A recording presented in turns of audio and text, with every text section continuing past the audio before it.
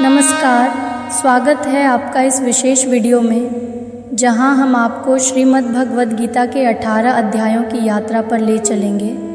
यह गीता के श्लोकों की सरल व्याख्या है जिसमें हम आपको उदाहरणों के माध्यम से समझाने की कोशिश करेंगे ताकि आप इन शाश्वत शिक्षाओं को अपनी रोज़मर्रा की ज़िंदगी में उतार सकें। इस वीडियो में हम गीता के कुछ प्रसिद्ध श्लोकों को भी शामिल करेंगे जो हर व्यक्ति के जीवन को गहराई से प्रभावित कर सकते हैं। तो चलिए शुरू करते हैं इस अद्भुत यात्रा को और जाने कि गीता के ये दिव्य संदेश कैसे हमारी जीवन की दिशा को सही कर सकते हैं।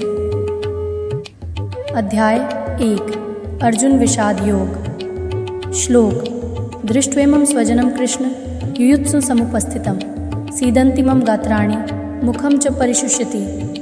कल्पना कीजिए आप एक खेल का हिस्सा हैं और मुकाबले से पहले ही आपके मन में संदेह और भय घर कर जाता है। अर्जुन भी युद्ध के मैदान में अपने प्रियजनों को सामने देखकर यही महसूस करते हैं। उन्हें अपने कर्तव्य और भावनाओं के बीच फंसा हुआ महसूस होता है। यह श्लोक उन क्षणों को दर्शाता है जब हम जीवन के कठिन निर्णयों का सामना करते हैं। अध्याय 2 सांख्य योग। श्लोक। कर्मण्येवाधिकारस्ते माँ फलेषु कदाचन माँ कर्म फल हेतुर्भुर्मा ते संगोस्त्व कर्मणि। इस श्लोक का अर्थ बहुत ही स्पष्ट है। आपके पास केवल कर्म करने का अधिकार है, फल पर नहीं।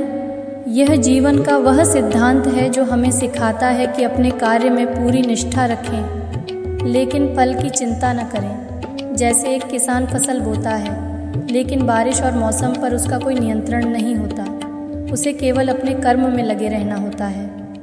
अध्याय 3 कर्म योग। श्लोक। यज्ञार्थात् कर्मणोऽन्यत्र लोकोऽयं कर्म बन्धनः तदर्थं कर्म कौन्तेय मुक्त संगः समाचर। इस श्लोक में भगवान बताते हैं कि सभी कर्म अगर यज्ञ अर्पण के भाव से किए जाएं तो वे हमें बंधन से मुक्त कर सकते हैं। जैसे जब हम किसी काम को सिर्फ खुद के लिए नहीं बल्कि सभी की भलाई के लिए करते हैं तब वह कर्म हमें बांधता नहीं है। उदाहरण के लिए एक डॉक्टर अपनी सेवा से समाज का भला करता है। यह उसकी नौकरी ही नहीं बल्कि उसका यज्ञ भी है। अध्याय 4 ज्ञान कर्म संन्यास योग। श्लोक। यदा यदा हि धर्मस्य ग्लानिर्भवति भारत अभ्युत्थानमधर्मस्य तदात्मानं सृजाम्यहम् परित्राणाय साधूनां विनाशाय च दुष्कृतां धर्म संस्थापनार्थाय संभवामि युगे युगे। यह श्लोक भगवान के अवतार की घोषणा है। जब जब अधर्म बढ़ता है और धर्म का पतन होता है तब भगवान अवतरित होते हैं। यह जीवन में न्याय और धर्म की स्थापना का संदेश देता है, ठीक वैसे ही जैसे किसी कठिन समय में कोई नायक या मार्गदर्शक सामने आता है और अंधकार को दूर करता है। अध्याय 5 कर्म संन्यास योग। श्लोक। युक्तः कर्मफलं त्यक्त्वा शान्तिमाप्नोति नैष्ठिकीम् अयुक्तः कामकारेण फले सक्तो निबध्यते। इस श्लोक में भगवान यह बताते हैं कि जो व्यक्ति कर्मफल का त्याग कर देता है वह सच्ची शांति प्राप्त करता है, जबकि जो व्यक्ति कर्मफल की इच्छा में बंधा रहता है वह निरंतर बंधनों में फंसता जाता है। उदाहरण के लिए जब हम अपने काम के प्रति जुनून रखते हैं और उसकी सफलता या असफलता से प्रभावित नहीं होते तब हम मानसिक शांति प्राप्त करते हैं। अध्याय 6 ध्यान योग। श्लोक। उद्रेदात्मनात्मानं नात्मानं वसादयेत् आत्मैव ह्यात्मनो बन्धुरात्मैव रिपुरात्मनः। आप अपने सबसे अच्छे मित्र हो सकते हैं या सबसे बड़े शत्रु। यह निर्भर करता है कि आप खुद को कैसे देखते हैं। अगर आप अपने मन को सकारात्मक दिशा में ले जाते हैं तो आप प्रगति करेंगे, अन्यथा आप खुद को ही गिरा देंगे। यह श्लोक हमें बताता है कि ध्यान और आत्म संयम के माध्यम से हम अपने जीवन को बदल सकते हैं। अध्याय 7 ज्ञान विज्ञान योग। श्लोक। 16 चतुर्विधा भजन्ते मां जना सुकृतिनो अर्जुन आर्तो जिज्ञासुरर्थार्थी ज्ञानी च भर्तर्षभ।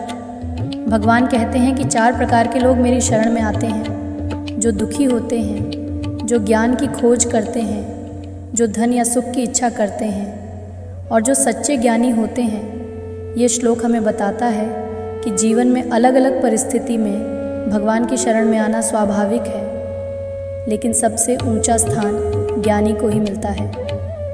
अध्याय 8 अक्षर ब्रह्म योग। श्लोक 5 अंतकाले च मामेव स्मरण मुक्त्वा कलेवरम यह प्रयाति समद्भाव याति नास्त्यत्र संशय।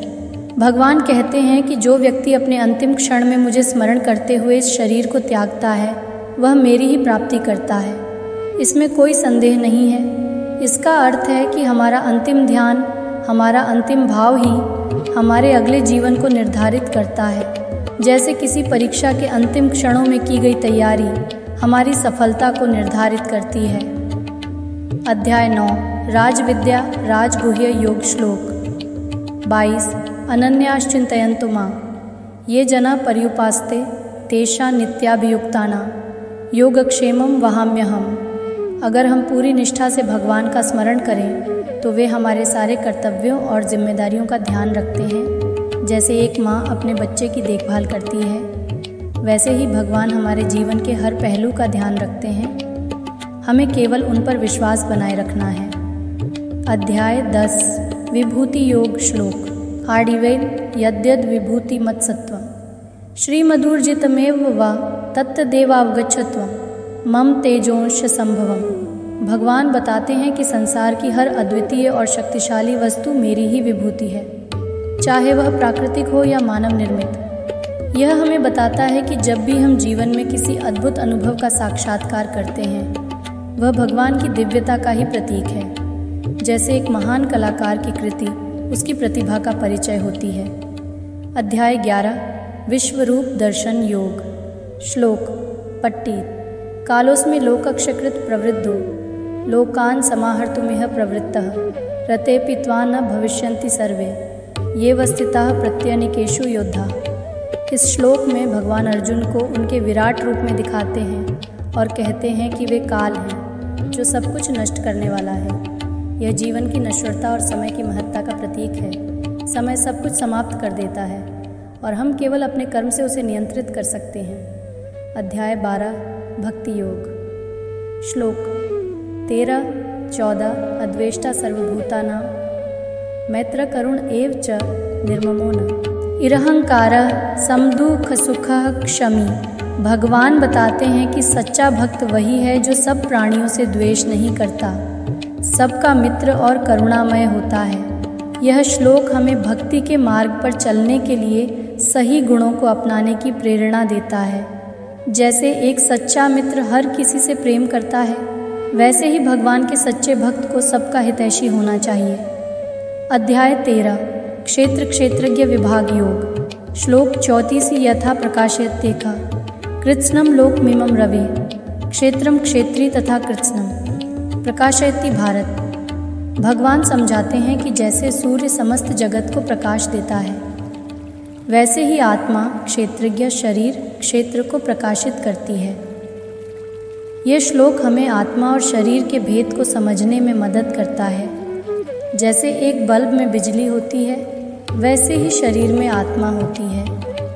अध्याय 14 गुणत्रय विभाग योग। श्लोक उदासीनवदासीनो गुणैर्यो न विचाल्यते गुणा वर्तन्त इत्येवं यो वस्थितो निंगते। इस श्लोक में भगवान ये बताते हैं कि जो व्यक्ति तीनों गुणों सत्व रजस तमस के प्रभाव से मुक्त हो जाता है वह उदासीन भाव से रहता है। न तो उसे सुख दुख प्रभावित करते हैं, न ही वह किसी में लिप्त होता है। जैसे एक संतुलित नाविक तूफान में भी अपना संतुलन बनाए रखता है, वैसे ही यह श्लोक हमें आत्मनियंत्रण और संतुलन का महत्व सिखाता है। अध्याय 15 पुरुषोत्तम योग। श्लोक सर्वस्य चाहं हृदि सन्निविष्टो मत्तः स्मृतिर्ज्ञानं पोहणं च वेदैश्च सर्वैरहमेव वेद्यो वेदांत कृद्वेद विदेव चाहम। भगवान कहते हैं कि मैं हर प्राणी के हृदय में स्थित हूँ और स्मृति ज्ञान और विस्मृति मुझसे ही आती है।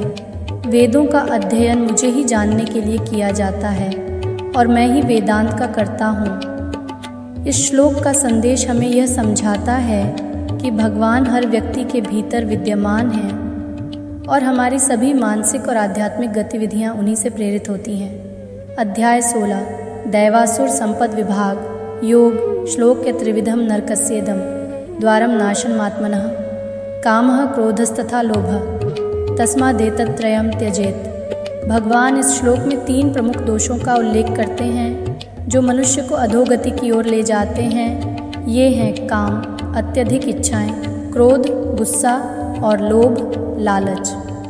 यह श्लोक हमें आत्मसंयम का महत्व बताता है। अगर हम इन दोषों से बचकर चलें तो हम जीवन में उच्चतम लक्ष्य को प्राप्त कर सकते हैं। जैसे कोई यात्री गलत रास्ते पर चलने से बचता है, वैसे ही हमें इन दोषों से बचना चाहिए। अध्याय 17 श्रद्धात्रय विभाग योग श्लोक श्रद्धामयोऽयं पुरुषो यो यच्छ्रद्ध स एव सः। भगवान बताते हैं कि प्रत्येक व्यक्ति की श्रद्धा ही उसकी पहचान होती है। जिस प्रकार की श्रद्धा होगी, व्यक्ति उसी प्रकार के कर्म करेगा।